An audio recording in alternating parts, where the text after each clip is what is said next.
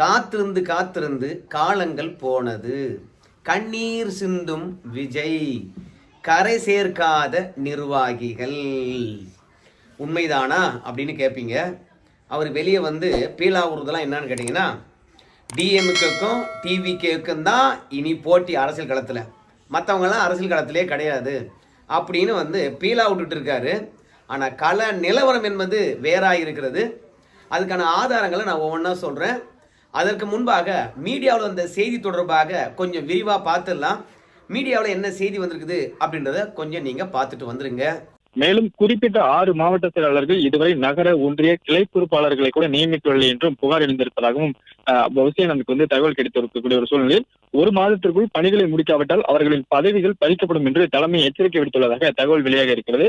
இந்த மீடியா செய்தியை நீங்க கூர்ந்து கவனிச்சீங்கன்னு வச்சுங்களேன், டிவிகேனுடைய கட்டமைப்பு எப்படி இருக்குது அப்படின்றத நாம தெளிவா தெரிஞ்சுக்கலாங்க. விஜயை பொறுத்த வரைக்கும் கோயம்புத்தூர்ல பூத் கமிட்டி மாநாடே போட்டார். அதன் மூலமாக தமிழக மக்களுக்கும் எதிர்கட்சிகளுக்கும் என்ன செய்தியை சொன்னார்னு கேட்டீங்கன்னா, எப்ப ஆண்ட கட்சியும் ஆளுகின்ற கட்சி மட்டும்தான் தமிழகம் முழுவதும் இருக்கக்கூடிய பூத்துகளில் பூத்து கட்டமைப்பை போட முடியுமா? புதுசாக வந்தவங்களால போடவே முடியாதா? நாங்களும் போட்டு தெரியுமோ, நாங்கள் போட்டு முடிச்சுட்டு தெரியுமோ, பூத்து கமிட்டி மாநாடியே போட்டுட்டு தெரியுமோ அப்படின்னு சொல்லிவிட்டு நம்ம டிவிக்கு கோயம்புத்தூரில் பூத்து கமிட்டி மாநாடே போட்டாங்க. ஆனால் கோயம்புத்தூரில் மாநாடு போட்டு 8 மாதம் ஆச்சு. இந்த 8 மாதம் வரைக்கும் ஊடகத்தில் வந்த செய்தி என்ன சொல்லுது? மேலும் அப்படின்னு ஒரு வார்த்தையை நீங்கள் கவனிக்கணும். 6 மாவட்ட செயலாளர்களை பொறுத்த வரைக்கும் நகர, ஒன்றிய, ஊராட்சி மற்றும் கிளைக்கழக செயலாளரை கூட இன்னும் நியமிக்கல அப்படின்ற ஒரு ரிப்போர்ட் தான் விஜய்க்கு போயிருக்கிறதுங்க.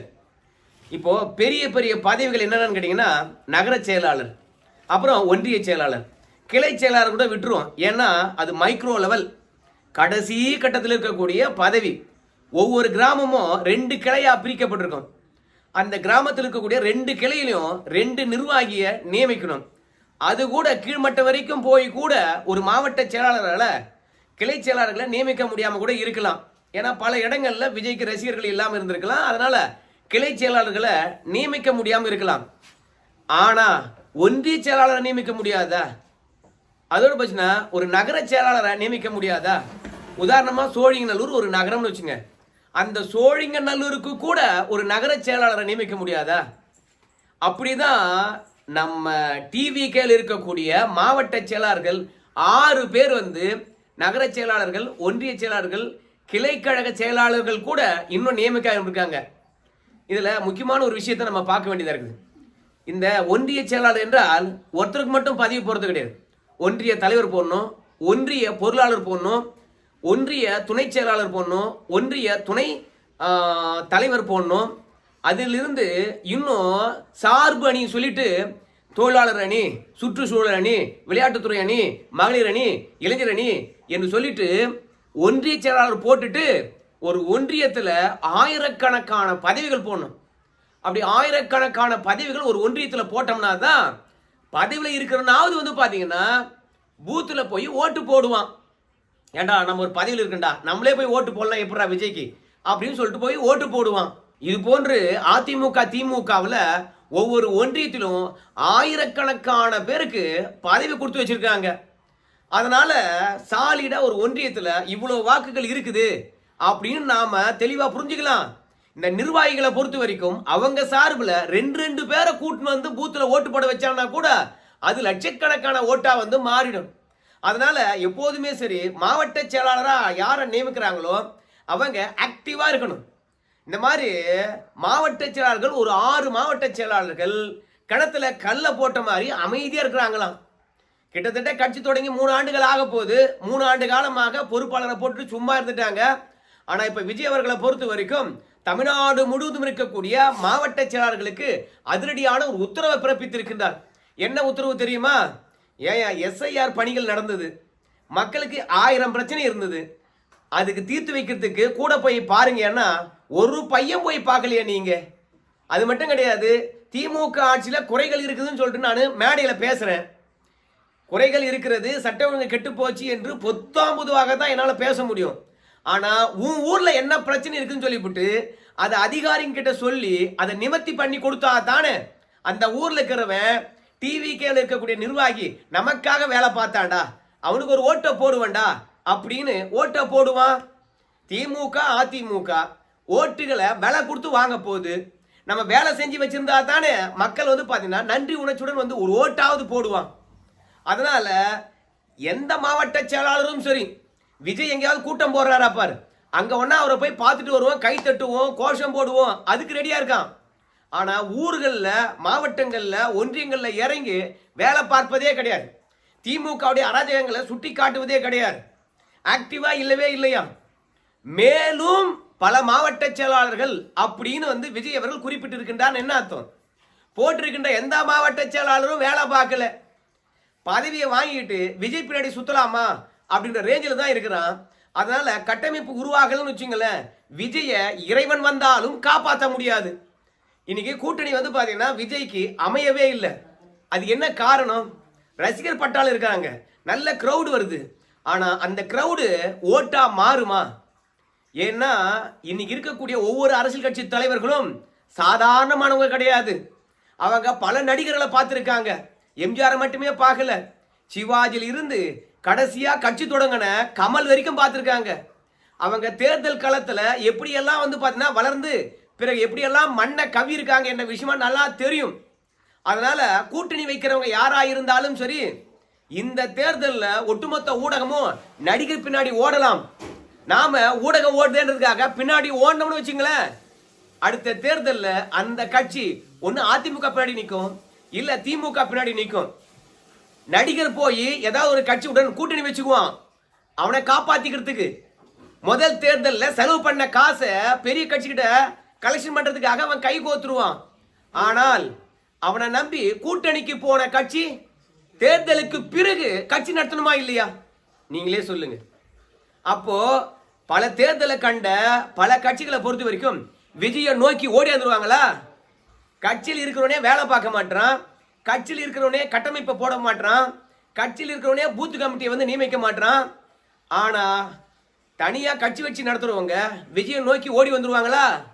அவங்க தேர்தலுக்கு பிறகு நம்ம கட்சி எப்படி சர்வே பண்ண போகுது, சட்டமன்ற உறுப்பினருடனா இல்ல நல்ல வாக்கு வங்கி உடனா இல்ல அதிக தொகுதியில போட்டு நாம இந்த தேர்தலில் மக்களிடையே போய் சேரணும் அப்படின்னு வெறுமனே அதிக தொகுதிகளை வாங்கிது விஜயா கூட வந்து பார்த்தீங்கன்னா பணியாற்ற போறாங்களா என்னன்றது வந்து பார்த்தீங்கன்னா எல்லாம் கணக்கு போடுவாங்களா இல்லையா? அதனால ஒன்று கட்சி ஸ்ட்ராங்கா இருக்கணும்னா கட்டமைப்பு இருக்கணும், கட்சிக்காரன் களத்தில் இறங்கி வேலை பார்க்கணும். இந்த எஸ்ஐஆர் விஷயத்துல எனக்கு தெரிந்து 3 கட்சிகள் தான் வேலை பார்த்தது. டாப்பா வேலை பார்த்தது எஸ்ஐஆர்ல திமுக, மீடியமா வேலை பார்த்தது பாஜக, பாஜக விட கொஞ்சம் கம்மியா வேலை பார்த்தது அதிமுக. ஆனா புதுசா வந்திருக்கின்ற தவேகாவுக்கு எவ்வளவு சுறுசுறுப்பு இருக்கணும், ஓடி ஓடி போய் வேலை பார்த்துக்கலாமே. எல்லாரும் இளைஞர்கள் ஆயிற்று. அதனால நம்ம என்ன பண்ணியிருக்கணும்னு கேட்டீங்கன்னா, திமுக எதிராக ஒரு வாய்ப்பு கிடைச்சா அதை சரியா பயன்படுத்திக்கணும். ரெண்டாவது, ரசிகரா மட்டும் இல்லாம கட்டமைப்பு உருவாக்கணும். வெறும் ரசிகரா மட்டும் இல்லாம களத்துல இறங்கி போராடணும். இதெல்லாம் பண்ணல. ஆனால் தான் உங்க கட்சி பதவியெல்லாம் பிடிங்கிடுவேன் அப்படின்னு விஜய் அவர்களை பொறுத்த வரைக்கும் எச்சரிக்கை விடுத்திருக்கின்றார். அது மட்டும் கிடையாது, இப்ப செங்கோட்டையனை பொறுத்த வரைக்கும் கட்சியில் வந்து இணைகின்ற பொழுது, ஏன்னா இவங்கெல்லாம் மாநில அளவிலான ஒரு நிர்வாகிகள், ஒரு மண்டலத்தையே வந்து பாத்தீங்கன்னா செங்கோட்டையனை கொடுத்துருக்காங்க. ஆனா செங்கோட்டையன் வந்து பாத்தீங்கன்னா சொன்ன வார்த்தையை காப்பாத்தினாரா? விஜய கரையேத்தினாரா? கண்ணீர் சிந்த தான் வச்சிருக்கிறார். நான் பாருங்க ஈரோட்ல மீட்டிங் போடுறேன், அந்த மீட்டிங்ல அதிமுக திமுக இருக்கிறவங்க எத்தனை பேர் வந்து சேர போறாங்க பாருங்க. அப்புறம் விஜய் கட்சி எங்கேயோ போக போகுது. அனுபவம் வாய்ந்தவங்க இல்லை அப்படின்னு தானே சொன்னீங்க, பாருங்களேன் அப்படின்னு சொல்லிட்டு கொக்கரிச்சாரு. ஆனா ஈரோட்ல கோபிச்செட்டி பாளையத்துல கூட்டமா நடந்து முடிந்தது. அதிமுக திமுக இருந்து ஒரு அணுவை கூட வந்து பாத்தீங்கன்னா அசைக்க முடியல. அதனால செங்கோட்டையனை பொறுத்த வரைக்கும் வெறுமனே வாய்ச்சொல் வீரனா அப்படின்ற எண்ணம் தான் இருக்கிறது. அதுலயும் நம்ம செங்கோட்டையனுடன் இணைந்து வேலை பார்த்தவங்க பன்னீர்செல்வம் மற்றும் டிடிவி தினகரன், அவங்க கிட்ட மனம் விட்டு பேசி கூட்டணியை அடுத்த கட்டத்துக்கு கொண்டு போயிருக்கலாமே இல்லையா? ஏன்னா இது மார்கழி மாசம், யாருமே வந்து கூட்டணி வந்து பார்த்தீங்கன்னா அறிவிக்க மாட்டாங்க. ஆனால் கூட்டணி தயாராவதுக்கும் விஜயுடன் கூட்டணி வைக்கிறோம் என்ற விஷயமானது நல்லா தெரிவதற்கும் முதல் கட்ட, இரண்டாம் கட்ட, மூன்றாம் கட்ட இந்த மாதிரி அடுத்தடுத்த கட்ட பேச்சுவார்த்தைகளை நம்ம செங்கோட்டையன் செஞ்சிருக்கலாமா இல்லையா? மீண்டும் பிஜேபி பக்கம் போகாம பன்னீரையும் டிடிவி தினகரையும் தடுத்திருக்கலாம் இல்லையா? ஆனா செங்கோட்டையனை பொறுத்த வரைக்கும் அதை செய்யவே இல்லை. ரெண்டாவது ஆதவர்ஜனா இருக்கலாம், அதே மாதிரி அருண்ராஜ் அவர்களா இருக்கலாம், இல்ல ஜான் ஆரோக்கியசாமியா இருக்கலாம். இவங்கெல்லாம் விஜய் பின்னாடி போறதுக்கு தான் ஆசைப்படுறாங்க. புஷி ஆனந்த்ல இருந்து எல்லாருமே விஜய் பின்னாடி போறதுக்கு தான் ஆசைப்படுறாங்க. ஆனா இவங்க களத்துக்கு போறதே கிடையாது. அதாவது விஜய் அவர்கள் கட்சி ஆரம்பிப்பதற்கு முன்பாக விஜய் மக்கள் இயக்கம் இருந்தது. இந்த விஜய் மக்கள் இயக்கத்தின் தருணத்துல ஒவ்வொரு நாளும் ஒவ்வொரு இடத்துல உணவகம் திறந்தாங்க விஜய் ரசிகர்கள். அப்போதெல்லாம் புஷி ஆனந்த் அவர்களை பொறுத்த வரைக்கும் களத்துக்கு டெய்லி ஓடிட்டு இருந்தார். ஆனா இன்னைக்கு புஷி ஆனந்த் அவர்களை விஜய் வெளியே வந்தாதான் பார்க்க முடியுது. ஆதவார்ஜுனா அவர்களை பொறுத்த வரைக்கும் அவர் ஒரு கிறிஸ்துவர். எங்கேயாவது கிறிஸ்துமஸ் விழா இருந்தா போறாரு. மற்றபடி எந்த மாவட்டத்தில் எப்படி கட்டமைப்பு இருக்கிறது, என்ன வேலை பார்த்துட்டு இருக்கான், இவங்க தானே தேர்தல் பொறுப்பாளர்கள், இவங்க பார்க்கணுமா இல்லையா? அதனால மாற்று கட்சியில் இருக்கக்கூடிய ஆளுமைகளையும் யாரையும் கூட்டு வரல. அதே மாதிரி பிஜேபி அதிமுக பக்கம் கூட்டணி போகாம வாங்க விஜய் பக்கம், உங்களுக்கு என்ன தேவையோ அதை தரோம் அப்படின்னு நம்பிக்கை சொல்லி வேற கட்சிகளை கூட்டு வந்து பேச்சுவார்த்தையிலும் ஈடுபட வைக்கல. மூன்றாவது மக்கள் பிரச்சனைக்காக களத்துல இறங்கி இவங்க போராடுவதும் கிடையாது. அதனால நிர்வாகிகளை பொறுத்த வரைக்கும் விஜய் வெளிவந்தா வெளிவராங்க. நம்ம செங்கோட்டையனை பொறுத்த வரைக்கும் இப்பதான் தவேகாவில் இணைந்திருக்கின்றார். அதனால கோபிசெட்டிப்பாளையத்திலோ இல்ல ஈரோட்லயோ அவ்வப்போது வந்து பாத்தீங்கன்னா ஒரு பிரஸ் மீட் கொடுக்குறாரு. ஆனா மற்றவங்க எல்லாம் பிரஸ்ஸை பார்த்தா ஓடுறாங்க. ஏன்னா என்ன கேள்வி கேட்பானே தெரியாது. அதனால விஜய் அவர்களை பொறுத்த வரைக்கும் அதிகப்படியான ரசிகர் பட்டாளத்தை வச்சிருந்தாலும் அது செல்லா காசா இருக்கிறது. ஒரு கட்சியாக இன்னும் பரிணமிக்கவே இல்லை. விஜயை நம்பி எந்த கட்சியும் கூட்டணிக்கு வரவே இல்லை. எப்போதும் பல தேர்தலை கண்ட கட்சிக்காரங்களை பொறுத்த வரைக்கும் பழம் தின்னு கொட்டை போட்டவங்கன்னு சொல்லுவாங்க. அவங்க எதிர்பார்ப்பது சீட்டு மட்டும் கிடையாது, நோட்டையும் சேர்த்தே தான் எதிர்பார்ப்பாங்க. அப்ப விஜயை பொறுத்த வரைக்கும் கூட்டணி கட்சி தலைவர்களுக்கு நோட்டு எவ்வளவு தர என்று உறுதிப்படுத்த வேண்டும். ஆனா இப்ப விஜயை பொறுத்த வரைக்கும் நடிச்சு சம்பாதிச்சு வச்சிருந்ததுல கால் பங்க இன்னும் தேர்தலை சந்திக்காத போதே அழிச்சிட்டாராம். ஆனா இன்னும் கூட்டணி உருவாகல, கட்டமைப்பு உருவாகல, பூத் கமிட்டி உருவாகல. ரெண்டாவது விஜய்க்கு என்ன அனுபவம் இருக்கிறது, இல்ல அனுபவம் வாய்ந்தவங்க கூட இருக்காங்களா அப்படின்னு கேட்கின்றவங்களுக்கு அடுத்தடுத்த கட்சியில் இருக்கிறவங்க வந்து அணி அணியா சாரசாரியா சேர வேண்டுமா, அப்படியும் சேரலையாம். ஏன்னா விஜயகாந்த் பின்னாடி அவர் கட்சி தொடங்கின பிறகு பல கட்சியில் இருக்கிறவங்க சாரசாரியா வந்து சேர்ந்தாங்க. அதனால தான் விஜயகாந்தாவது வந்து பாத்தீங்கன்னா வெற்றி பெறுகின்ற நிலைக்கு இருந்தாராம். ஆனா இன்னைக்கு விஜய் கட்சியில வேட்பாளர் யாரு, அந்த வேட்பாளர் செலவு பண்ணுவாரா, அந்த வேட்பாளர் நல்ல முகம் அறிந்தவரா, அந்த வேட்பாளருடைய கட்டமைப்பு எப்படி இருக்கிறது, வேட்பாளர் பின்னாடி எத்தனை பேர் நிர்வாகி இருக்கிறார்கள், ஸோ வேட்பாளருடைய அனுபவம் என்ன, இப்படி பல்வேறுபட்ட விஷயங்களை ஆராய வேண்டிய தேர்தல் பொறுப்பாளர்கள் இதுவரைக்கும் யாரு வேட்பாளர் என்ற விஷயம் கூட தெரிவிக்கலையாம். ஆனா அவங்க என்ன சொல்றாங்க தெரியுமா, வர்றவங்களுக்கெல்லாம் 40-30 தொகுதின்னு சொல்லிட்டு அள்ளி கொடுத்துருவோம், நாம 80 தொகுதியில் மட்டும் நிற்போம். ஏன்னா 80 தொகுதியில கூட வேட்பாளர் கண்டுபிடிப்பது கஷ்டமா. 10 பேர் வேட்பாளர் இருக்காங்களாம், அந்த 10 பேரே ஜெயிப்பது கஷ்டமா, ஏன் விஜயே ஜெயிப்பது கஷ்டமா. அதனால விஜயை பொறுத்த வரைக்கும் இதுவரைக்கும் எந்த தொகுதியில போட்டியிட போறாருன்னு தெரியவே இல்லை. இன்னும் மிஞ்சி போச்சுன்னா ஒரு 150 நாள் கூட கிடையாது. அப்படி இருக்கின்ற தருணத்துல தன்னுடைய தொகுதியை கூட அடையாளம் காண முடியாத அளவுக்கு தான் நிர்வாகிகள் வந்து பாத்தீங்கன்னா விஜய் அவர்களை டார்க் ரூம்ல பூட்டி வச்சிருக்கின்றார்களாம். தான் தான் சினித்துறையில் இருந்து வந்தேன், எனக்கு அனுபவம் இல்லை, அரசியல் அணுக முடியல என்று பார்க்கும்போது அரசியல வியூகம் வகுத்த ஆதவர்ஜனா இருக்கலாம், இல்ல ஜான் ஆரோக்கியசாமியா இருக்கலாம், இல்ல நல்லா படிச்ச ஐஆர்எஸ் இருக்கக்கூடிய பல அரசியல் தலைவர்கிட்ட வேலை பார்த்த அருண்ராஜா அவர்களா இருக்கலாம், இல்ல 55 ஆண்டு காலம் அதிமுக இருந்த செங்கோட்டையனா இருக்கலாம். எல்லாருமே வந்து பாத்தீங்கன்னா விஜயை கைவிட்டுட்டாங்க. அரசியல் களத்துல விஜயை கரையேற்றவில்லை. ஸோ கண்ணை கட்டி காட்டில் விட்ட மாதிரி இருக்கிறாராம் விஜய். இப்ப விஜயை பொறுத்த வரைக்கும் ஒரே விஷயம் மட்டும்தான் தெளிவா இருக்குதான். என்ன தெரியுமா, நாம அடுத்தது எங்க பொதுக்கூட்டம் போட போறோம், அது மட்டும்தான் விஜய்க்கு தெளிவா தெரிகின்ற ரூட்டாம். ரெண்டாவது நமக்கு ரசிகர் பட்டாளம் இருக்கிறது, அந்த பட்டாளமானது நமக்கு ஓட்டு போடும், அது மட்டும்தான் இருக்குதான். ஆனா கூட்டணி கட்சிகள் வந்து விஜயை அணுகுவதற்கும், ரெண்டாவது தமிழகம் முழுவதும் விஜய்க்கு வாக்கு விழுவதை உறுதிப்படுத்துறதுக்கும் பூத் ஏஜென்ட்டுகளோ கிளை செயலாளர்களோ இல்லை ஒன்றிய செயலாளர்களோ நகர செயலாளர்களோ எவனுமே போடலையா. அதனால விஜயை பொறுத்த வரைக்கும் ரஜினி மாதிரி நம்ம அரசியலுக்கு வரோம்னு சொல்லிட்டு விலகி இருந்தா கூட பரவாயில்ல. ஏன்னா கஷ்டப்பட்டு நடிச்சு இன்னைக்கு ஒவ்வொரு நாளும் காசு கரையறத பார்த்து வேதனை அடைகின்றாராம். மத்திய அரசாங்கம் தெரியுமா? மத்திய அரசாங்கம் அது என்ஜிஓ ஃபண்டை எடுத்து செலவு பண்றதுக்கு கணக்கு கேட்குது. அதனால விஜய்க்கு வேற எவனும் பணம் நொட்ட முடியாத ஒரு தருணமா இருக்குது.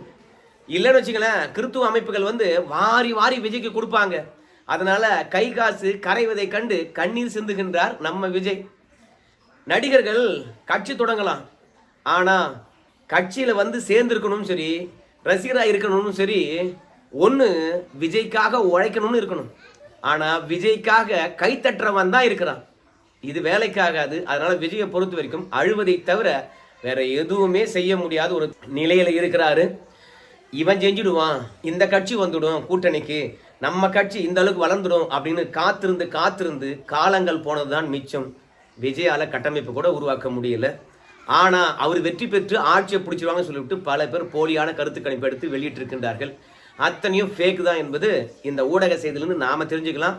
ரெண்டாவது, நிறைய ஊடகத்திலிருந்து செய்தி வந்திருக்குது, அதை தான் உங்ககிட்ட தொகுத்து சொன்னோம். நன்றி நண்பர்களே.